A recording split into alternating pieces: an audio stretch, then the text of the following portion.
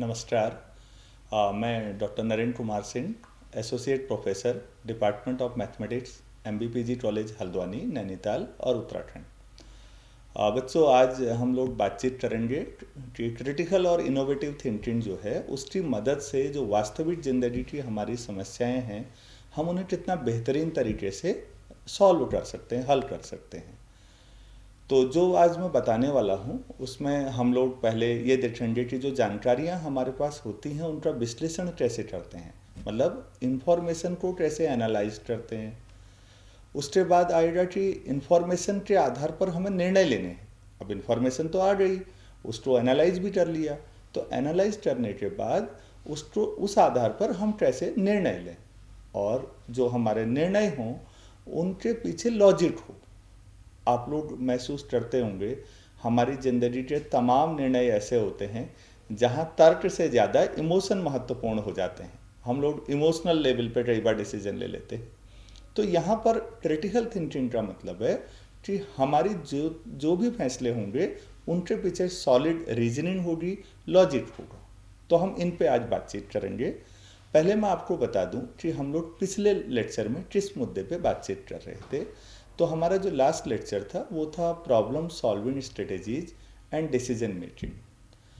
कि problem solve strategies क्या क्या हैं। कोई भी प्रॉब्लम आएगी तो उसको सॉल्व करने के कुछ स्टैंडर्ड एसओपीज होती हैं, स्टैंडर्ड ऑपरेटिंग प्रोसीजर, और उस आधार पर हम लोग निर्णय लेते हैं ताकि वो निर्णय तार्किक हो सकें। वो कभी भी उस फैसले के बारे में बात हो तो जस्टिफाई किया जा सके कि किन आधार पर ये फैसला लिया गया। तो ये हमारा पिछले लेक्चर का था। तो आज जो हम अब बात करने जाएंगे तो उस पर हम लोग पहले क्रिटिकल थिंकिंग क्या होती है उस पर बातचीत करेंगे, फिर इनोवेटिव थिंकिंग क्या होती है जिसको हम कहते हैं अभिनव सोच, हम उस पर बातचीत करेंगे। रियल वर्ल्ड एप्लीकेशंस जैसे वास्तविक ज़िंदगी के कुछ उपयोगों पे बातचीत होगी, स्ट्रेटेजीज क्या हैं और इस तरह की जो सोच है, थिंकिंग है, उसके बेनिफिट्स क्या हैं। और जब हम इस तरीके से क्रिटिकल थिंकिंग के आधार पर फैसले लेते हैं तो जाहिर सी बात है कुछ चैलेंजेस यहाँ भी आते होंगे। उन चुनौतियों का सामना हम कैसे करते हैं और फिर क्या निष्कर्ष निकले, क्या हमने सीखा। तो हम इन सब बातों पे आपके साथ बातचीत करते हैं। चलिए हम अपनी बात शुरू करते हैं। तो सबसे पहले हमारी बातचीत में ये आएगा कि क्रिटिकल थिंकिंग से हम समझते क्या है, मतलब हम किसको कहें कि अभिनव सोच है, थिंकिंग है। तो ये है the ability to interpret, evaluate and analyse fact and information that are available to form a judgement और decide if someone is right और रॉन्ग। मतलब जो तथ्य हैं, जो सूचनाएं हैं, उनको किस तरह से हम एक्सप्लेन करते हैं, उनको इवेल्युएट कैसे करते हैं, उनका मूल्यांकन कैसे करते हैं और उनको एनालाइज कैसे करते हैं। उस आधार पर किसी भी मुद्दे पर हम जो फैसला लेते हैं वो कितना सही है या गलत है, ये अगर हमारे अंदर क्षमता है तो यही क्रिटिकल थिंकिंग है। आप जानते हैं ज़िंदगी का पाठ्यक्रम जो होता है वो कहीं लिखा नहीं होता। स्कूल कॉलेज का सिलेबस तो फिर भी डिफाइंड है। सबसे महत्वपूर्ण होता है बच्चों की क्रिटिकल थिंकिंग। एक टॉपिक के बजाय हम वास्तविक ज़िंदगी में सोचें, कोई भी फैसला महत्वपूर्ण लें तो उसके प्रॉस और कॉन्स हम पहले तय कर लें। हम पहले तय करें कि इसके पक्ष में क्या क्या तर्क हैं, इस बात के विपक्ष में क्या क्या तर्क हैं और ज़्यादा फायदा किधर है, ये फैसला लेना सही है या इधर को जाना सही है। तब आप सोचेंगे कि आप तार्किक हो पा रहे हैं। Basically critical thinking is about promoting effective, accurate and imaginative way of thinking. मतलब हम जिसको कहते हैं ना समालोचना, आलोचनात्मक सोच, मतलब जिसमें आलोचना भी है, जिसमें तारीफ भी है। जो प्लस है जो उसको भी देखना है, जो माइनस कमियां हैं उस फैसले में वो भी देखना है। उस आधार पर जब हम इमेजिनेशन करते हैं और सटीक इमेजिनेशन करते हैं तब उस आधार पर हम लोग तय करते हैं कि ये थिंकिंग क्रिटिकल है और तब हमारे जो फैसले होते हैं वो बड़े प्रभावशाली होते हैं। क्रिटिकल थिंकिंग की जो प्रोसेस है तो उसमें हम समस्या को पहचानते हैं। आप लोग जानते होंगे कि हमेशा सबसे महत्वपूर्ण जो है जिंदगी में कहीं पर भी सबसे महत्वपूर्ण है कि इसमें सबसे महत्वपूर्ण प्रश्न क्या है। अगर आप प्रश्न समझ रहे हैं कि सबसे इम्पोर्टेंट सवाल क्या है, इवन रिसर्च करते हैं जब, तो वहाँ भी हम देखते हैं कि रिसर्च प्रॉब्लम डिफाइन कैसे करें। तो बच्चों सबसे महत्वपूर्ण हमेशा होता है कि हम प्रॉब्लम को आइडेंटिफाई कैसे करते हैं।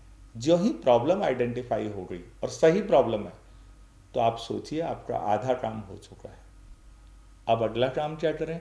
अब जानकारी, उस प्रॉब्लम से रिलेटेड जितनी इन्फॉर्मेशन है उसको इकट्ठा कीजिए और उसको व्यवस्थित कीजिए। मतलब तब आपको धीरे धीरे प्रॉब्लम भी बेहतर आइडेंटिफाई होगी और समस्या का समाधान भी।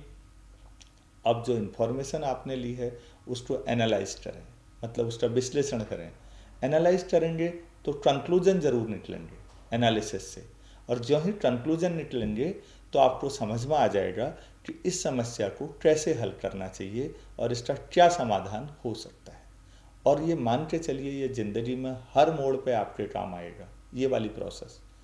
चलिए प्रोसेस अगर समझ में आ रही है तो हम ये समझते हैं कि की कंपोनेंट्स होते क्या क्या हैं स्टैटिक हेल्थ थिंकिंग के। तो पहला जो कंपोनेंट है वो विश्लेषण, मतलब एनालिसिस। दूसरा है डिसीजन मेकिंग, आपने एनालाइज किया चीज़ों को, आप समझ गए क्या प्लस है इस फैसले में, क्या माइनस है।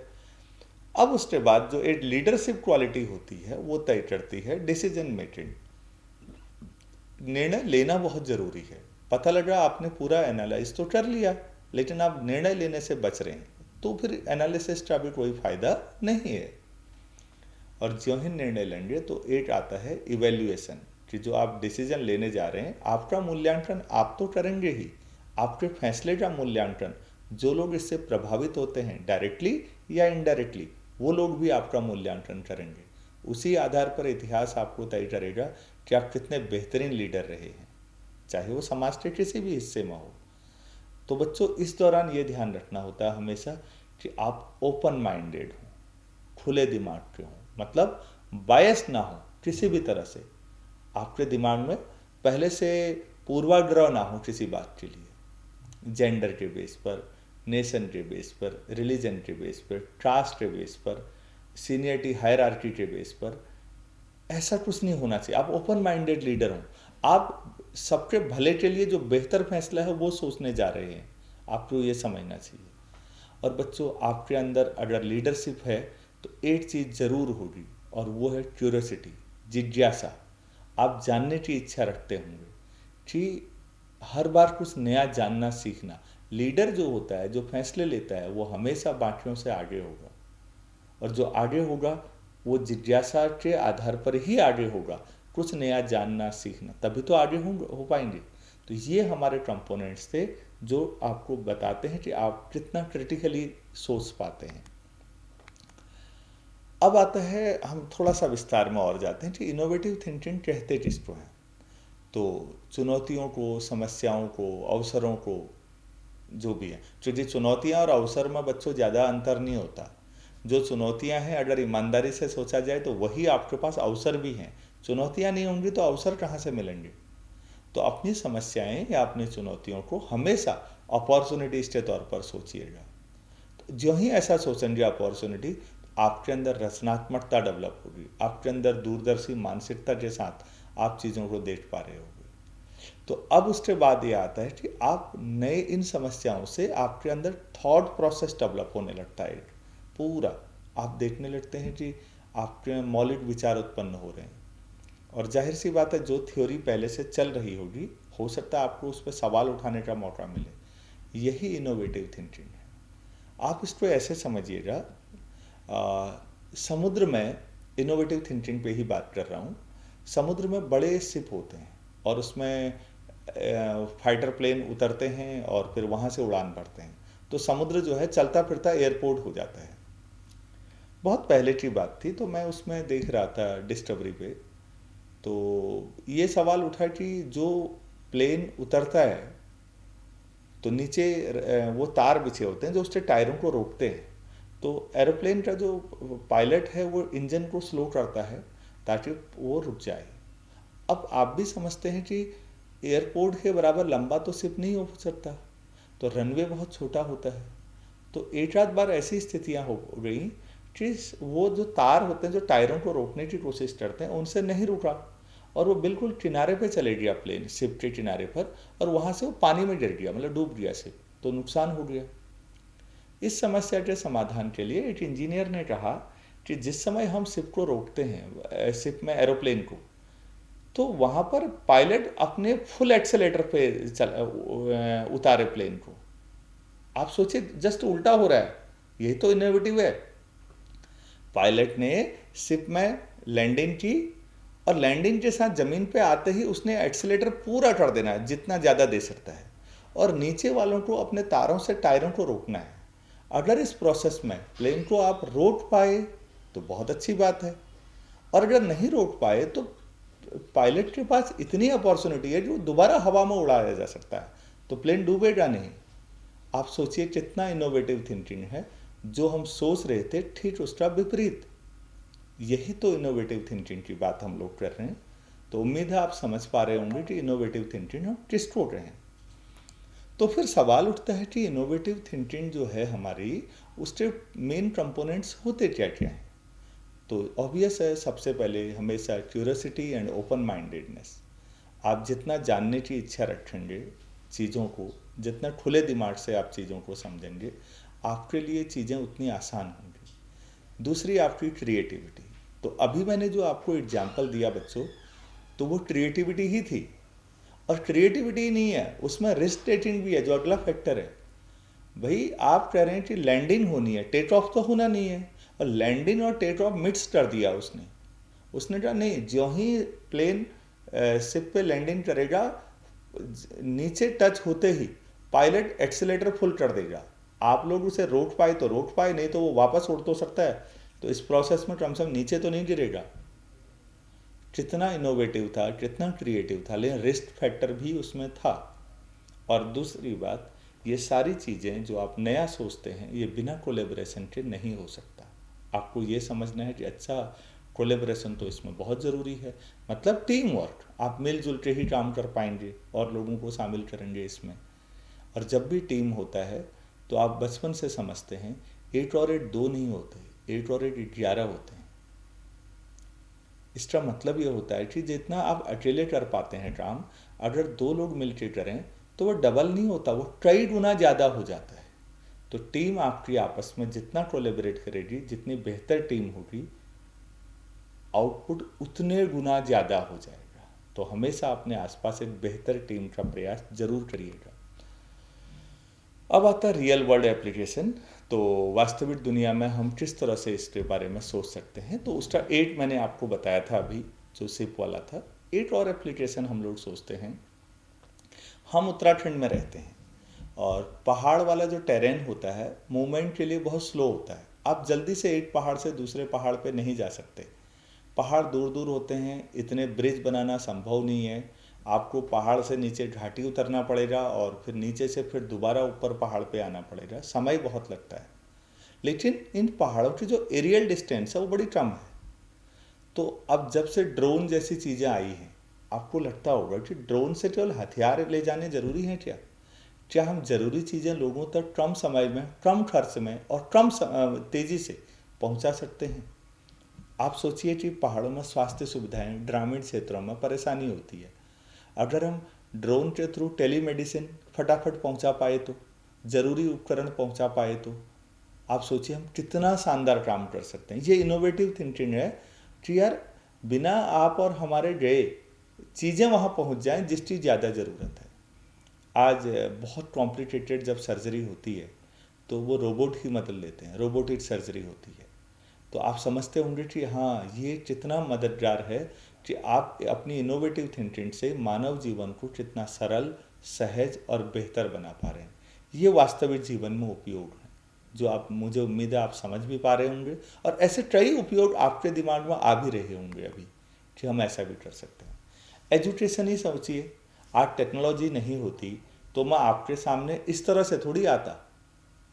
मैं जब भी आता क्लासरूम में हम आमने सामने बैठे होते, लेकिन आमने सामने बैठे होते बच्चों तो हमारी पहुंच सीमित बच्चों तक है। आज हम इसको कभी भी कहीं भी देख सकते हैं, पढ़ सकते हैं, सीख सकते हैं। कितना ज़बरदस्त उपयोग है। टेक्नोलॉजी तलवार की तरह है बच्चों, ये आपको तय करना है कि उससे क्या करना है। यह चाकू की तरह रही है, काटना क्या है चाकू से, ये आपकी शिक्षा है, सोच है। चाकू हर घर की ज़रूरत है, लेकिन चाकू आप 6 महीने के बच्चे के हाथ में नहीं दे सकते, लेकिन हर किचन में चाकू मिलता है। तो टेक्नोलॉजी को छोड़ा नहीं जा सकता, टेक्नोलॉजी का सदुपयोग किया जा सकता है।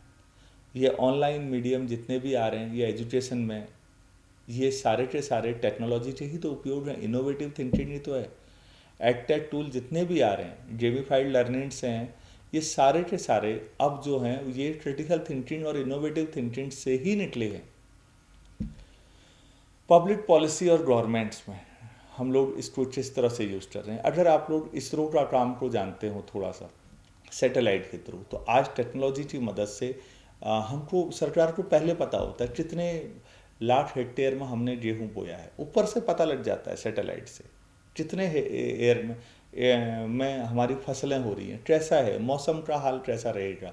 उस आधार पर हमारी पॉलिसीज बनती हैं, हमारा मिनिमम सपोर्ट प्राइस किसानों के लिए क्या होना चाहिए, ये सारी चीज़ें तय होती हैं। शहरों का कितना अर्बनाइजेशन हो गया है, कितनी जगह बची है, सैटेलाइट से आप सारा डेटा ले सकते हैं और उस आधार पर आप बेहतर पॉलिसी बना सकते हैं, आप ट्रैफिक मैनेज कर सकते हैं। आप सोचिए तो सही, स्मार्ट सिटीज़ का जो कंसेप्ट है उस पर आप आ सकते हैं, कितना बेहतरीन और शानदार काम है। अब आता है इस मुद्दे के बाद थोड़ा सा आगे बढ़ाएं कि स्ट्रेटेजीज क्या है हमारी for promoting critical and innovative thinking in students. मतलब हमारे विद्यार्थियों में आलोचनात्मक और नवीन सोच को बढ़ावा देने की रणनीतियाँ, हम कैसे उनकी जो उनके अंदर, यहाँ पर थोड़ा समझिएगा, आलोचनात्मक का मतलब आलोचना ही नहीं है, आलोचनात्मक का मतलब क्रिटिकल थिंकिंग, या हम हिंदी में बेहतर शब्द कहें तो समालोचनात्मक। समालोचना में सम है, मतलब प्लस और माइनस दोनों का गहराई से एनालिसिस है। जो पहले से स्थापित मान्यताएं हैं उन पर क्वेश्चन करना है, ताकि आप उनको या तो बेहतर समझें या उनको सुधार के बेहतर बनाएं। समस्याओं को समझने के लिए पहले से जो धारणाएं बनी हैं उन पर क्वेश्चन करना हमेशा ज़रूरी है। आप उन क्वेश्चन से या तो अपनी धारणाओं को बेहतर समझ पाएंगे या फिर कमियों को समझ पाएंगे कि क्या क्या कमियां हैं। जब कमियां समझेंगे तभी तो सुधार होगा। कमियां समझना भी सीखने का एक महत्वपूर्ण हिस्सा है। उम्मीद है आप बात समझ पा रहे होंगे। और एक ये है कि ओपन और चैलेंजिंग क्वेश्चंस जो हमारे होते हैं, खुले ओपन क्वेश्चन हमेशा पूछे जाने चाहिए। जो चैलेंजिंग क्वेश्चंस हैं, जैसे what is the role of technology in modern society and how does it affect our social interactions and our perception of the world. Social interaction मतलब अब आप शादी ब्याह में जाइए, किसी भी पार्टी में जाइए, आज से 10-15 साल पहले लोगों का व्यवहार आपस में एक दूसरे के साथ एंगेजमेंट कितना था और आज कितना एंगेजमेंट है, this is called social interaction. आज आप देखते होंगे लोग मोबाइल पे ज़्यादा बिजी रहते हैं, एक दूसरे से कम इंटरेक्शन करते हैं। तो ये हुआ role of technology in modern society. और ये किस तरह से हमारे रिश्तों को प्रभावित करता है, आप अपने परिवार के लेवल पे सोचिए। और जो ही आप परिवार के लेवल पे सोचेंगे, हमारा दूसरा पॉइंट आएगा, what is the impact of globalisation on cultural diversity. इसी बात को व्यापक पूरे दुनिया के स्तर पे सोचिए तो आप समझ पाएंगे कि इम्पैक्ट किस तरह से पड़ रहा है। और ये चीज़ें हमारे बीच आपस में किसी भी मुद्दे पे जो बड़ी शानदार बहसें होती हैं, बहस का मतलब चर्चाएं, चर्चाओं का मतलब अपनी समझ को बेहतर करना, दूसरे से और भी सीखना। बहस इसलिए होती है, इसको समझना चाहिए, डिबेट कल्चर को बढ़ाना चाहिए हमेशा। तो ये सारी चीज़ें आपकी क्रिटिकल और इनोवेटिव थिंकिंग को लगातार बढ़ाती हैं बच्चों। उम्मीद है आपको ये समझ में आया होगा, मेरी बातचीत जो यहाँ पर हुई है आपके साथ। और अगर ये समझ पाए तो अब अगले व्याख्यान में हम आपके साथ बातचीत करेंगे कि क्रिटिकल और इनोवेटिव थिंकिंग को रियल वर्ल्ड सिनेरियो में और बेहतर तरीके से कैसे लागू करें, उसे हम सीखते हैं अगले में। धन्यवाद।